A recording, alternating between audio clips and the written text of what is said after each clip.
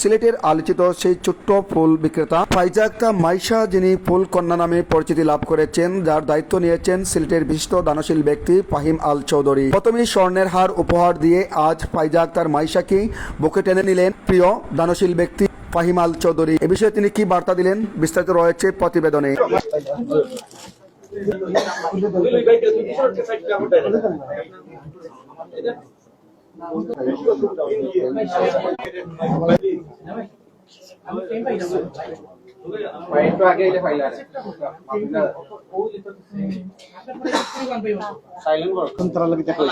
ব্যাকগ্রাউন্ডটা আমি চেক করাইছি, চেক করাইয়া সব ডিটেইলসটা আমরা অনেক কিছু আমরা অজানা এগুলা কিন্তু আমরা এখন দেখো এখন ইয়া হামাইরা আমরা সবকিছু জিও করছি। তার যে তাই সম্পর্কে তাই আরেকটা বই আছে, তাই মামা আছে, ইনফ্যামিলি অন্যান্য গার্জিয়ান আছে, আমরা সব একলগে বইয়া তাই সম্পর্কে তাই পুরো প্রোফাইলটা আমার কাছে আছে। তো আমরা চাই যে মাইশার একটা বেটার ফিউচার করার লাগে ভাইরাল হইছে, এই ভাইরাল হওয়ার কারণেই তো আমার চোখের মধ্যে পড়ছে এবং এগুলো লিগে আপনাদের বদৌলতে যে মেয়েটা ভাইরাল হয়েছে। এখন যে জিনিসটা হইব মেয়েটার লাগি নিরাপত্তা, তার লাগি সামাজিক নিরাপত্তাটা হচ্ছে গিয়া সবচেয়ে বেশি ইম্পর্টেন্ট।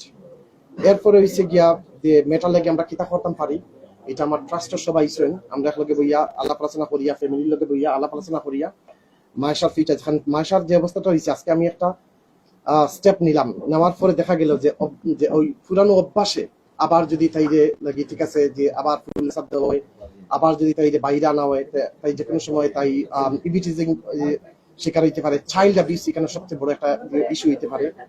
এগুলো আমরা চিন্তা করতে হইব। এই নিরাপত্তার ব্যাপারে কারণ হচ্ছে আজকে তাই ভাইরাল, 1 মাস পরে কিন্তু তাই এই অবস্থান থাকতো না, তখন এর ভিতরে যে কোনো একটা যে দুর্ঘটনা ঘটে যেতে পারে, যে ঘটনার কারণে আমরা সবাই কিন্তু লাগি এটার লাগি নিয়ে আমরা যে দায়বদ্ধতা নিতে হইব। আর আমি খুব কষ্ট পাই যে এই আমরা যে সোসাইটি থেকে আমি দেখছি অসম্ভব মানুষে মাইশার লিয়া অনেক কমেন্ট আমাকে চাইছে যে আমি তো যেহেতু যে আমার মেয়ের মতন আমি সামনে কইতাম পারতাম না, যে আপনারা অনেক মন্তব্যগুলো দেখছেন, যে মন্তব্যগুলা দেখলে মনে হয় আগুন দিয়ে তারা দুনিয়া জ্বালাই লাগে, এরা মানুষের কোনো অবস্থান তারা থাকে না। এইরকম মানে এত হায়না টাইপের কমেন্ট যারা করে, যখন কেউ একটা মানুষে কয় একটা ফুলের মতো মেয়ে যে যে মাইশা আর অন্য খালা মেয়ে লাগি কোয়া হয় টুকাই, আমার মাত্র হয়েছে খান যে মানুষটা এই চিন্তা করবো যে একটা বাচ্চা মেয়ে যে আমার কাছে লাগি কোনোদিনও যে পৃথিবীর কোনো বাচ্চা এ খালা এ সাদা এরকম হইতে পারে না।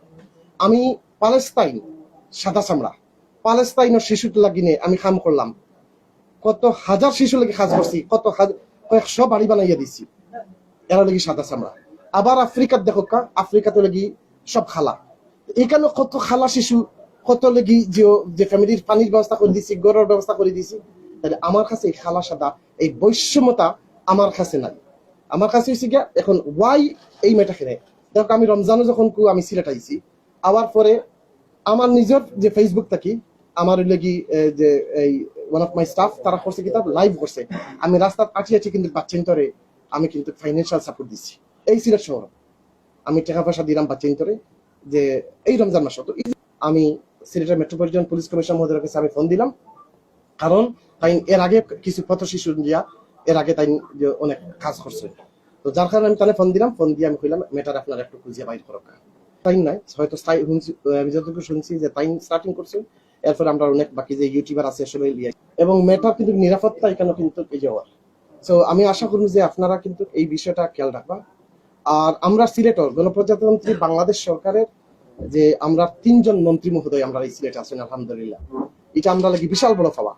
তো আমরা 3 জন মন্ত্রী মহোদয় আমি তান্তানোর কাছে রিকোয়েস্ট করবো, প্রয়োজনে আমি তান্তানদের একজনের পার্সোনালি ফোন দিব, ফোন দিয়ে আমি রিকোয়েস্ট করবো যে আমরা কত শিশু লাগিয়ে যেন আমরা সবাই জন্য আমরা একটা উদ্যোগ নেন, যে উদ্যোগ নিবা।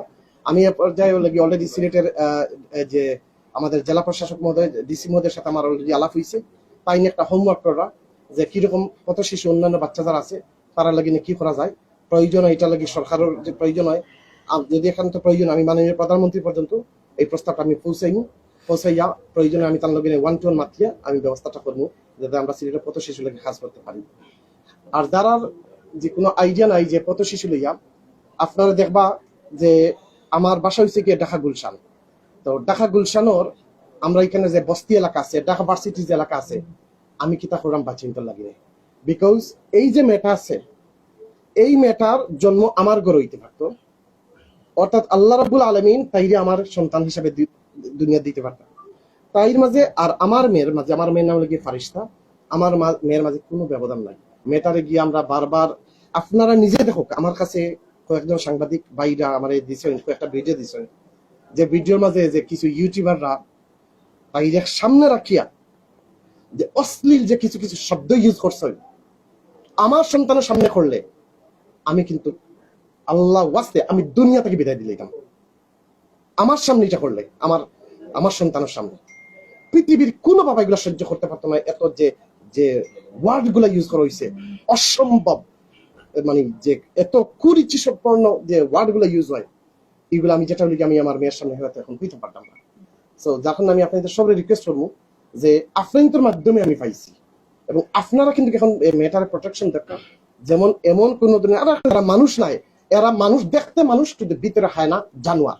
যারা এই শব্দটা ইউজ করে বাচ্চাদের বেলা খালা সাদা বৈষম্যতা করে, বাচ্চা হ্যাঁ। আমার দুইটা প্রশ্ন, প্রথমত হচ্ছে কি পাশে ফাইজার আছে, আর দ্বিতীয় প্রশ্ন হচ্ছে আপনি কি ফাইজার বাইরেও আরো যারা প্রত্যাশিত শিশু আছে বা সুবিধাবঞ্চিত শিশু আছে তাদের জন্য আপনার কোনো পরিকল্পনা আছে? আমি অলরেডি বলছি যে আমি অলরেডি এই প্রস্তাবটা দিচ্ছি। আমি অলরেডি সিলেটের ডিসি মহোদয়ের সাথে কথা বলছি।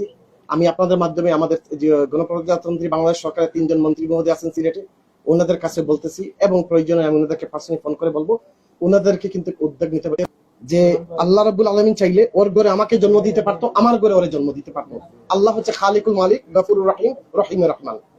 এবং সেই জায়গা থেকে আমি বলতেছি ইনশাল্লাহ এটা। এবং ফাইজার যে কে পাচ্ছে, কথাটা কে পাচ্ছে না, আমি আপাতত যে অবস্থানে আমি আমার যে ট্রাস্টেড লোকদেরকে নিয়ে কথাবার্তা হয়েছে বা অনেক বিভিন্ন মাধ্যমে কথা হয়েছে, তো আপাতত হচ্ছে ফাইজার যে অরিজিনাল পরিচয়টা আমার কাছে সব লিগ্যাল ডকুমেন্টস আছে। ফাইজার আর একটা বোন আছে। হ্যাঁ আচ্ছা, একটু আমাদেরকে একটু সাংবাদিক ফাইজার ফ্যামিলি মেম্বারদেরকে একটু নিয়ে আসতে চাচ্ছি। একটা ফলের দোকান ওনাকে দিতে রাজি আছি, যাতে উনি এখানে একটা ফলের দোকান, একটা কর্মসংস্থান ব্যবস্থা করে, যাতে ওখান থেকে উনি ব্যবসা করতে পারে, যে পুঁজি টুজি সহ প্রয়োজন হয় 2-1 মাস এই যে ফলের দোকানে যা যা করা লাগে সবকিছু আমি যে আমার ট্রাস্টের পক্ষ থেকে করা হবে, যাতে আমরা এক্সপেক্ট করতেছি উনার হয়তো মাসের রেভিনিউ মিনিমাম ROI যাকে বলি, রিটার্ন অন ইনভেস্টমেন্ট, মিনিমাম 40-50 হাজার টাকা হয়তো মাসে ওনার আসতে পারে। সেটা থেকে যেটা দিয়ে ওনার নানির যে ইয়েটা, ওনার যে প্রয়োজন সেটা মিটল। এই কারণটা হচ্ছে যাতে আমার ফাইজাকে নিয়ে উনি আবার ফুলের দোকানের সামনে নিয়ে পাবলিকলি এটা আবার দেখেন, একটা জিনিস আমাদেরকে মানতে হয়, অভ্যাসে দাস। এমন হতে পারে যে আমার ফাইজা থাকলে আমার ফুল বেশি বিক্রি হচ্ছে, তা আমি আজকে ফাইজাকে আবার কালকে নিয়ে নেই, এমন হতে পারে না। এটা আমাদের বিবেক দিয়ে চিন্তা করেন। তো আমার কথা হচ্ছে নানিকে যে আপনি ফুল আর বিক্রি করার দরকার নাই, আমি বলছি আপনি ফুলের দোকান দিলে ফুলের দোকান দিব। উনি ফলের দোকান দিতে চাচ্ছে, আমরা ওনাকে ফলের দোকান দিব। উনার যে নিডটা আছে ওনারটা উনি দেখুক, হ্যাঁ, যার কারণে আমরা ওনাকে একটা ইনভেস্টমেন্ট দিয়ে দিব। ফাইজার জন্য আমি চাচ্ছিলাম যে ওকে বোর্ডিং স্কুলে ভর্তি করার জন্য, যাতে মেয়েটা বোর্ডিং এর মধ্যে থাকে সবকিছু করে। ওনার নানি এটা মানতেছে না, ওনার নানি না করছে যে আমার মেয়ে, সরি আমার নাতি আমার কাছে থাকবে। আবার ওনার নানির কিন্তু ওর যে ফাইজার বাবা, কিন্তু ফাইজার তো বাবা আছে কিন্তু ফাইজার মা নাই, কিন্তু ওনার নানির যে হাজবেন্ড ওটা কিন্তু লাগি যে ফাইজার আপন নানা না, ওটাও কিন্তু ওনার পরের বিয়ের। সো এই যে অবস্থান, উনি মনে রিক্সা চালায় নাকি এগুলা করে, মানে যাই হোক। আমি তো এখন যে জিনিস হচ্ছে ফাইজার নিরাপদ থাকি, ফাইজার লেখাপড়া, বোর্ডিং স্কুলে যাওয়া, ফাইজাকে মানুষ করা, ফাইজারকে উন্নত লেখাপড়া করানো, এবং ফাইজাকে মনে করেন যে যখন যে ফাইজার যে এই মুহূর্তে যদি আমি ফাইজাকে একটা বিচা বাড়ি দেই, তাও কিন্তু আমি আইনগত ভাবে পারতেছি না। সো প্রয়োজনে আমি লিখিত ভাবে দিব, at the age of 18 Faiza will receive a house. আমি ফাইজার 18 বছর বয়সে আমি ফাইজার বিয়ে শাদী দিব, তার বাড়ি করে দিব, সব করে দিব। ওনারা বোর্ডিং হোমে দিতে চায়, সবচেয়ে ভালো হবে, কারণ ওই মেয়েটা পুরো নিরাপত্তা থাকবে। তাহলে কিন্তু অনেক যে কুচক্র মহল বারবার গিয়ে তার ভিডিও করে এই কুচক্র শব্দগুলো ব্যবহার করবে না, যেটা হচ্ছে আমি যে নিরাপত্তা চিন্তা করতেছি। আপনারা দেখেন আমাদের দেশে চাইল্ড অ্যাবিউজ সবচেয়ে বেশি দিলাম, টাকাটা কিন্তু আপনারা জানেন টাকা থাকবে না, টাকা খরচ হয়ে যাবে। তো আমি মেয়েটার জন্য কিছু করলাম, 2 দিন পরে আমি আপনাদেরকে দায়িত্ব নিয়ে বলতে পারি, 2 দিন পরে মেয়েটা যখন ফুল বিক্রি করতে আসবে আবার, তখন বলা হবে ফাহিম আল চৌধুরী বললেন ওর দায়িত্ব নিছেন, মেয়েটাকে আবার ফুলের মার্কেটে দেখা যায় কেন? কিন্তু এটা কেউ চিন্তা করবে না, এটা যে অভ্যাসে দাস, তারা ইচ্ছা করে এটা করতেছে। আমি যে মেয়েটাকে দায়িত্ব নিতে চাচ্ছি, আমি যা চাচ্ছি তা পাচ্ছি না, আর আমি যে জোর করতে চাচ্ছি না, মেয়েটার মেন্টাল কোন ধরনের প্রেশার আমি দিতে চাচ্ছি না। সো আমরা এই বিষয়টা নিয়ে আমরা আপাতত আমার অফিস রুমে, আচ্ছা আমি চাচ্ছি কি, আমার সেকেন্ড অপশনটা হচ্ছে যদি ওরা যদি 2 বোন একসাথে থাকে, দেখেন খেলাধুলা করে বড় হতে পারলো, 2 বোন যদি একসাথে থাকে, আমি এটা চাচ্ছিলাম তারা 2 বোন একসাথে থাকুক। আপনার কিছু বলার আছে? আপনি কি আপনি কি চাচ্ছেন একটু বলেন তো। আমি বুঝি তো সামনে এখানে আসেন, এখানে আসেন। মানুষের একটা মানুষ তো আমরা চাই। আপনি আপনি আপনি যে ফাইজার কি হন? না না হ্যাঁ না না, আপনি ফাইজার, বাগনি করে না, আপনার বাগনি করে নাতি, মামাকে তুমি না কইলা এই তো মার মানে দরকার। আপনি যত যে আপনার যত ফাইজার না নেই, একটা এই পৃথিবীতে আমরা কিন্তু আজীবন থাকতাম না। আপনারও বয়স হয়ে গেছে, দুনিয়া লেগে মনে করেন কেউ যে আমরা যারা আছেন, সাংবাদিক বিন্দু আছেন, ইউটিউবার আছেন, বেশ নাই 1 মাস বাদে মানুষে ভুলে যায়। আরে নিজের মা বাপ মারা যাওয়ার পরে মানুষে 15 দিন লাগে না ভুলে যায়। আপনার সবসময় কিন্তু এই হাইপ থাকতো নাই, আমরা দায়িত্ব নেই। আমার ওয়াইফ আর আমি, আমার ওয়াইফে প্রচুর খুশি হইয়া আজকে লেগে আমি যে ফাইজার দেখাতে গেলাম, ফাইজার লাগে স্বর্ণ কিনছইন, ফাইজার লাগে কাপড় কিনছইন, আমার ওয়াইফে মানে আপনারা যদি কোন টাকা 20 লাখ দিলিতাম আমি দিলিম, কালকে দেখবো গিয়ে আগুন আপনারা উড়াই দিচ্ছে, এগুলো থাকতো না। সো আমি এর লাগে তাই পার্মানেন্ট কিছু করতে ছিলাম, আপনার ব্যবসা আমি দিলিম একটা করিয়া, আর ফাইজার লেখাপড়াটা দায়িত্বটা আপনি আমার দরকার। আমি আপনার একটা কথা কই, আপনি সহ্য করতে পারবেন, আপনার সামনে কেউ ফাইজার লাগে খারাপ ব্যবহার করো, ফায়দার কোনো ক্ষতি হোক, আমরা সহ্য করতে পারবো না। আপনার কত রকম একটা সুন্দর একটা ভবিষ্যৎ, আর এই সুযোগটা কিন্তু আজকে আপনি যদি আজকে আমার এখানে হইন, আমি আমার পুরা ট্রাস্ট টিমের লগে বইয়া আমি কিন্তু এই বিষয়টা মাতিয়া এটা সিদ্ধান্ত নিব।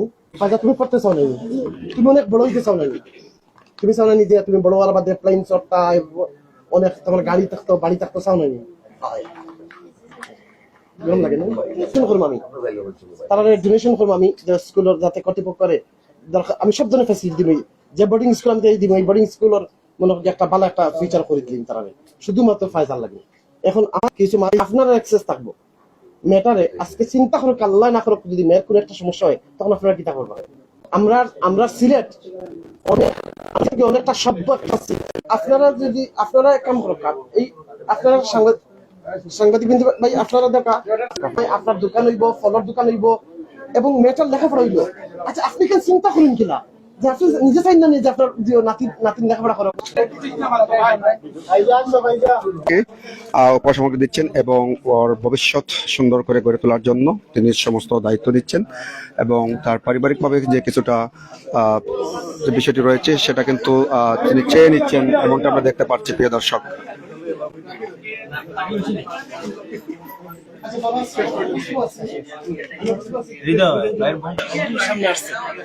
আপনাদের সব আপনাদের আল্লাহ রাব্বুল আলামিন এবং আপনাদের উসিলায় আমি আপনাদের সহযোগিতা চাচ্ছি। দেখেন আজকে 2 দিন পরে হঠাৎ করে দেখবেন মেয়েটা আবার ফুল বিক্রি করতেছে, তখন আপনারাই বলবেন ফাইম ভাই আপনি কি করলেন?